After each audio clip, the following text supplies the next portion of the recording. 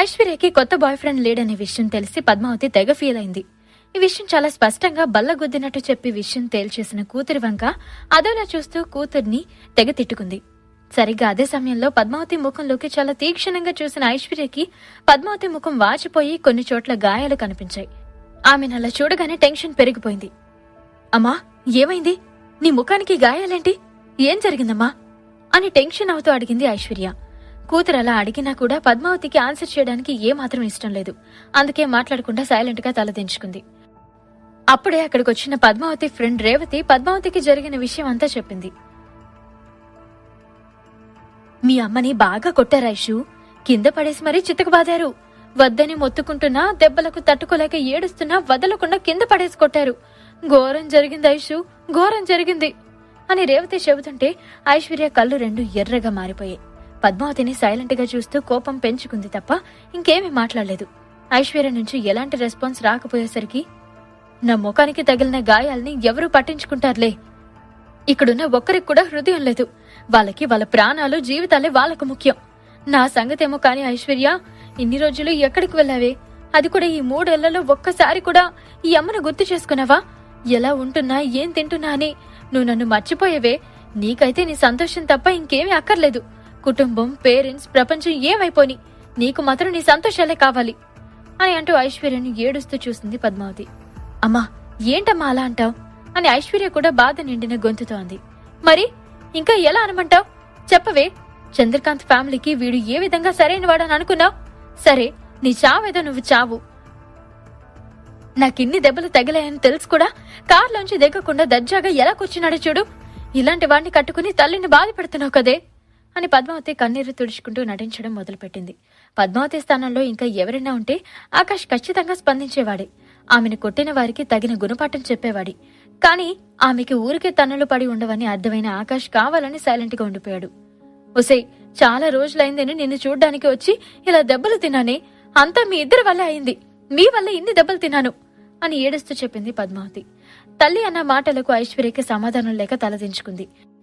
తమకే సంబంధం లేకుండా ఆమెకి తగిలిన దెబ్బలకు ఐశ్వర్యని బ్లేమ్ చేయడంతో ఆమెకు ఏం చెప్పాలో తోచలేదు. పద్మావతి ఐశ్వర్య ప్రాబ్లమ్స్ గురించి ఎప్పుడూ ఆలోచించలేదు. ఎప్పుడూ పక్కవారి మీద అరవడం తప్ప ఆమెకు వేరే పనే ఉండేది కాదు. తన అంత మాట్లాడుతున్నా కూడా ఐశ్వర్య నుంచి సమాధానం రాకపోవడంతో, సరే ఇక నా కోసం ఎవరు బాధపడకండి, నా చావు నేను చేస్తాను, బతుకు మీదే నాకు ఆశ చచ్చింది అంటూ పద్మావతి నేల మీద కూర్చుని ఛాతిని బలంగా కొట్టుకుంటూ ఏడవడం మొదలుపెట్టింది. అది చూసి కంగారు పడిన ఐశ్వర్య రేవతిని కోపంగా చూసి, ఆంటీ, మా మమ్మీని ఎవరు కొట్టారు అని అడిగింది. ఐశ్వర్య కళ్ళు కోపంతో ఎర్రబడ్డాయి. పవిత్ర మ్యాన్షన్ సేల్స్ ఆఫీసులో ఉంది. శ్వేత అనుకుంటా తన పేరు. మామూలు మనిషి కాదు. ఇంకొకడు దున్నపోతలా ఉన్నాడు. వాడు కూడా కొట్టాడు. శృతి అనే మరో అమ్మాయి ఉంది. ఆమె పద్మావతిని కొట్టించిందనుకుంటా అని తడబడుతూ చెప్పింది రేవతి. ఆ మాటలు వినకనే ఆకాష్ కళ్ళు కోపంతో చిన్నగా ఆఫీస్ వైపు చూశాయి. ఈమెని వాళ్ళెందుకు ఊరికి కొడతారు? వాళ్లకు పని పాట లేనట్టుగా పద్మావతిని కావాలని చిత్రహింసలు పెట్టరు కదా ఐషు. మీ అమ్మ పద్మావతి ఏదో చేసే ఉండాలి అని అన్నాడు ఆకాష్. ఆకాష్ ఇలాంటి ప్రశ్న అడుగుతాడని ఊహించని వాళ్ళిద్దరూ షాక్ అయ్యారు. రేవతి గుండె దడదడలాడింది. రేవతి సమాధానం చెప్పేలోపే ఐశ్వర్య కోపంగా ఆకాష్ ని చూసి, ఈ విషయంలో నువ్వు జోక్యం చేసుకోని అవసరం లేదు, నేనే చూసుకుంటాను అని చెప్పింది. ఐశ్వర్య అలా అరిచినట్టు మాట్లాడినా కూడా మొత్తానికి తనతో ఇలాగైనా మాట్లాడుతుందని సంతోషించాడు ఆకాష్. పెళ్లి జరిగిన ఇన్ని రోజులకు ఆకాష్ ఐశ్వర్యల మధ్య గ్యాప్ వచ్చింది. ఐశ్వర్య కూడా కాస్త కంగారు పడినా ఆకాష్ తనతో మాట్లాడుతున్నందుకు తను కాస్త సంతోషపడింది. ఐశ్వర్య తనతో అన్న మాటతోనే సైలెంట్ అయిపోయాడు ఆకాష్. ఓకే ఐషు, కానీ జోక్యం చేసుకునే అవసరం కానీ, అత్తయ్యకి ఏం జరిగిందో అనేది తెలుసుకుని సాయం చేయాల్సిన బాధ్యత కానీ అల్లుడిగా నాకుంది అని చెప్పాడు ఆకాష్. ఐశ్వర్యకి ఆకాష్ ని ఈ విషయంలో ఇన్వాల్వ్ చేసి అతని లైఫ్ ని డిస్టర్బ్ చేయడం ఐశ్వర్యకి ఇష్టం లేదు. ఆకాష్ ని ట్రాప్ చేసి పద్మావతి ఎక్కడ అతన్ని సమస్యల్లో పడేస్తుందోనని భయం ఆమెకుంది.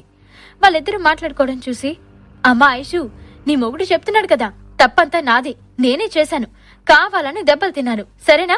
ఇప్పుడు మీ కళ్ళు చల్లబడ్డాయా అని ఏడుస్తూ చెప్పింది పద్మావతి. అమ్మా ప్లీజ్, నువ్వలా అనకు. అయినా తప్పైతే ఇంత దారుణంగా కొడతారా? నిన్ను కొట్టిన వాళ్ళకి అసలు మనసు అనేది ఉందా అని ఐశ్వర్య కోపంగా అరిచింది. అంతలోనే పద్మావతి అందుకుని, అత్తను చిత్తకొట్టినా సైలెంట్ గా ఉండే అల్లుడు అల్లుడే కాదు అని సీరియస్ గా ఆకాష్ ఐశ్వర్యలను చూస్తూ ఉంది. వామో, అటు తిరిగి ఇటు తిరిగి ఈ పద్మావతి నా మీద పడుతుందేంటి అని ఆకాష్ మనసులోనే కంగారు పడ్డాడు. ఐశ్వర్య కూడా స్థిరంగా ఫేస్ లో ఏ ఎక్స్ప్రెషన్ లేకుండా చూసేసరికి అర్జెంటుగా ఏదైనా చేయాలనే థాట్ కలిగింది ఆకాష్కి. సరిగ్గా అదే సమయానికి శ్వేతతో పాటు శృతి కూడా ఆఫీస్ పని ముగించుకుని బయటకొచ్చింది. వాచ్మ్యాన్ లోకి కూడా బయటకొచ్చి నిలబడగానే మిగతా వాచ్మ్యాన్లు ఆఫీస్కు తాళం వేసేశారు. శ్వేత, శృతి ఇద్దరూ ఆ ఆఫీస్ నుండి వాళ్ళ వైపు నడుస్తూ వస్తుంటే వాచ్మ్యాన్ లోకి వాళ్ళని ప్రొటెక్ట్ చేసే అడవి జంతువులా చాలా గంభీరంగా వాళ్ళ ముందు నడుస్తూ వస్తున్నాడు. అక్కడున్న పద్మావతిని చూడగానే, ఈ ముసలావిడ ఇంకా వెళ్ళలేదా, ఇక్కడే తిరుగుతుందా అని దూరం నుంచి పద్మావతిని చూస్తూ శృతి లోకిని అడిగింది. ఈ ముసలావిడ ఈ పాటికి ఇక్కడ నుంచి పారిపోయి ఉంటుందేమో అనుకున్నాను, ఇంకా ఇక్కడే ఉందేంటి, మనం కొట్టిన దెబ్బలు సరిపోలేదేమో అని లోకి కూడా ఆశ్చర్యంగా చూస్తూ, బహుశా ఈ ముసల్ది చెప్పినట్టుగానే ఆమె కూతురు తన బిలీనియర్ బాయ్ ఫ్రెండ్ తో కలిసి వచ్చిందా ఏంటి అని అనుమానంగా అన్నాడు లోకి. పద్మావతి తన కూతురు బాయ్ ఫ్రెండ్ వచ్చి మీ పని పడతారు అని బెదిరించిన బెదిరింపు మాటలను వాళ్ళు నిజంగానే ఖాతరు చేయలేదు. విజయవాడకి సంబంధించినంత వరకు తమపై ఎవరూ చేయి చేసుకోలేరని లైట్ తీసుకున్నారు. శృతి వాళ్ళ నాన్న ఆ చుట్టుపక్కల పవర్ఫుల్, అందుకే ఏరికోరి లోకిని బాడీగార్డ్ గా పెట్టుకున్నాడు. అడ్డొస్తే ఎంత పెద్ద బిలీనియర్ అయినా చెత్తకొట్టి నేల మీద పడుకోబెడతాడు లోకి. వాళ్ళు అదే ధైర్యంతో వెటకారంగా చూస్తూ వాళ్ళ వైపు నడుస్తూ, అవునా, బాయ్ ఫ్రెండ్ తీసుకొచ్చిందా, వెళ్ళి చూద్దాం ఆ బిగ్ షాట్ ఎవడో అని శ్వేత అంది. లోకి మంచి బాడీగార్డ్ అని శృతికి బాగా తెలుసు. గొడవ పడితే అతని దెబ్బలు ఎంత దారుణంగా తగులుతాయోననే సంగతి కూడా ఆమెకు తెలుసు. అందుకే కార్లో కూర్చున్న వ్యక్తి లోకి దెబ్బలకు ఏమాత్రం తట్టుకుంటాడో చూద్దాం అనుకుంది. ఆ ముగ్గురు కలిసి వారి వైపు రావడం గమనించిన పద్మావతి, నిజంగా నా అల్లుడైతే వాళ్ళని తుక్కు తుక్కు కింద కొడతాడు, బాగా కొట్టి నా కాళ్ల మీద పడేస్తాడు అని రెచ్చగొట్టింది. కాని ఇంతలో శ్వేత, లోకి ఆమె వెనకాలకు వచ్చి నిలబడ్డారు. పద్మావతికి వాళ్ళు వచ్చారని కూడా తెలియక, అదిగో ఆ శృతి ఉంది కదా, దాని చెయ్యి చాలా పొడుగ్గా ఉంటుంది, ఆ చేతిని మొత్తం విరగ్గొట్టాలి, శ్వేత నోరు పెద్దది, దాని పళ్ళు రాలగొట్టాలి అని చెబుతూనే ఉంది. ఈ ముసల్ది మనల్ని కొట్టడానికి ఒక వ్యక్తిని సెట్ చేసుకుందే అని ఆమె వెనుక నుంచి హఠాత్తుగా వినిపించిన శృతి మాటలకి పద్మావతి చేతులు కాళ్ళు వణికిపోయాయి. ఆవిడ వెనక్కి తిరిగి చూసి మనసులో ఉన్న భయం కనిపించకుండా పళ్ళు కొరుకుతూ, నేను చెప్పాను కదా నా కూతురు ఆమె భర్త వస్తారని, ఇటు చూడు, ఈ రోజు నీ పని అయిపోయింది పో అంటూ చేయి ఊపుతూ బెదిరించింది పద్మావతి. ఆమె అలా అరవడం నచ్చిన శృతి పళ్ళు కొరుకుతూ చూసింది. పద్మావతి మాటలు విని ఇక ఓపిక నశించి ఒక్కసారిగా ఆమె ముఖం మీద లాగిపెట్టి కొట్టింది. ఆ శబ్దం ఆ ప్రదేశమంతా ప్రతిధ్వనించింది. ఆ దెబ్బకి పద్మావతి వెనక్కి ఎగిరిపడింది. పద్మావతిని చెంపదెబ్బ కొట్టినా శృతికి కోపం ఇంకా చల్లారలేదు. లోకి, ఈ ముసల్దాన్ని పైకి లేపు, చేతులు వెనక్కి విరిచి పట్టుకో, అప్పుడే నేను ఈజీగా కొడతాను అని అనగానే లోకి నరరూప క్రూర మృగంలాగా చూస్తూ మెల్లగా పద్మావతి వైపు చేతులు చాపాడు. పద్మావతి అతన్ని చూడగానే ఆమె ముఖం భయంతో పాలిపోయింది. ఒసై, ఎవతివే నువ్వు, మా అమ్మనెందుకు కొట్టావు అని ఐశ్వర్య పద్మావతి ముందుకొచ్చి కవచంలా అడ్డుకుంది. ఆమె చాలా కోపంగా అడిగింది. ఓ, నువ్వేనా ఈ ముసల్దాని కూతురివి అని శృతి ఐశ్వర్య వైపు చూస్తూ గట్టిగా అడిగింది. అదే సమయంలో ఐశ్వర్య కళ్ళల్లో తట్టుకోలేని కోపం కనిపించింది.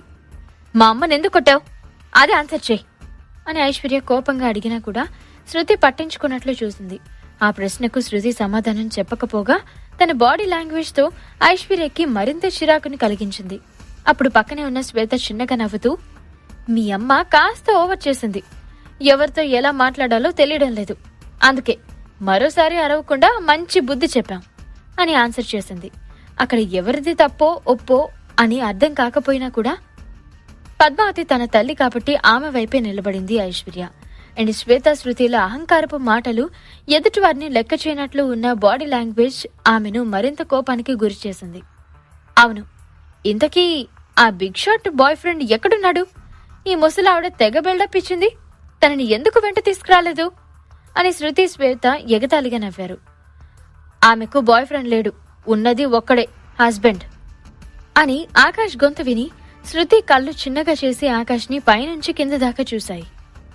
ఎవడ్రా నువ్వు అని పొగరగా అడిగింది శృతి. ఆకాష్ నవ్వాడే కాని సమాధానం చెప్పలేదు. ఆకాష్ కోపం గురించి ఐశ్వర్యకి బాగా తెలుసు కాబట్టి ఆమె భయపడింది. హలో బాసు, మా లోకి కొట్టే దెబ్బలు నువ్వు భరించలేవు కానీ మరి అదిగా ఇక్కడి నుంచి వెళ్ళు, ఆ ముసలావిడతో ఇక్కడి నుంచి పారిపోవడం నీకు చాలా మంచిది, ముందే చెప్తున్నాను, సైలెంట్ గా సైడ్ అయిపో అని శృతి బెదిరించింది. ఆకాష్ గురించి ఐశ్వర్య గురించి వాళ్ళకి పూర్తిగా తెలీదు. అందుకే తమకిష్టం వచ్చినట్టు మాట్లాడుతున్నారు. ఫైట్కి దిగితే నన్ను కొడతాడో నేను వాడిని కొడతానో అనేది తెలుస్తుంది అంటూ ఘాటుగా బదిలిచ్చాడు ఆకాష్. లోకి అన్నా, ఎప్పటికీ పైకి లేవకుండా గట్టిగా ఒకే ఒక్క దెబ్బతి అని కోపంగా లోకిని పిలిచింది శృతి. లోకి ఒక ఆకలి మీదున్న జంతువుల ఆకాష్ వైపు దూసుకుపోయాడు. లోకి బలం మీద ఆమెకు పూర్తి నమ్మకం ఉంది. తను మామూలు మనుషులపై పిడికిల బిగించి నిర్దాక్షిణ్యంగా దాడి చేస్తాడు. తను చేసిన 9 హత్యలకు కూడా లోకి ఎలాంటి ఆయుధం ఉపయోగించలేదు. తన ఉక్కు చేతులతో ఎదుటివారిని ఊపిరాడనీయకుండా చేస్తాడు. అందుకే లోకి అంటే అంత నమ్మకం. ఎవరినైనా ఎదిరించేందుకు శృతి, శ్వేత సిద్ధమైపోతారు. ఆకాష్ లోకి ఒక్క పంచ్ తట్టుకోగలిగితే చాలు అన్నట్లు తేలిగ్గా చూసింది శృతి. ఆ ఒకే ఒక్క పంచ్ ఆకాష్ కి ఏడాది పాటు గుర్తుంటుంది. ఐశ్వర్య మాత్రం కాస్త ప్రశాంతంగా ఉన్నా మనసులో భయంగా ఫీల్ అయిందామె. ఈసారి ఆమె భయం ఆకాష్ గురించి కాదు, లోకి గురించి టెన్షన్ పడింది. లోకిని ఆకాష్ చంపేస్తాడేమోనని టెన్షన్తో చెమటలు పట్టాయి. ఆమె ఇంతకు ముందు ఆకాష్ ఫైట్ చూసింది. ఒక్కొక్కడిని చిత్తుగా ఎలా కొడతాడో ఆమె తన కళ్ళారా చూసింది. ఆకాష్ ఫైట్ అమానుషమైనది, చాలా భయంకరమైనది కూడా. సామాన్య జనాలను లోకి ఎలా కొట్టి ఉండొచ్చు. అయితే ఆకాష్ ముందు ఇవి ఏవి పనికిరావు. ఆమె ఆలోచిస్తూ ఉండగానే లోకి ఆకాష్ మీదకి దాడికి దిగాడు. అప్పుడే 100 కేజీల బండ పైకి లేచి నేలను తాకినట్లు బిగ్గరగా శబ్దం వినిపించింది. ఐశ్వర్య ఊహించినట్టుగానే ఆకాష్ పంచ్కి లోకి రోడ్డు నుండి పైకి లేచి కాంపౌండ్ వాల్కి తగిలి కింద పడిపోయాడు.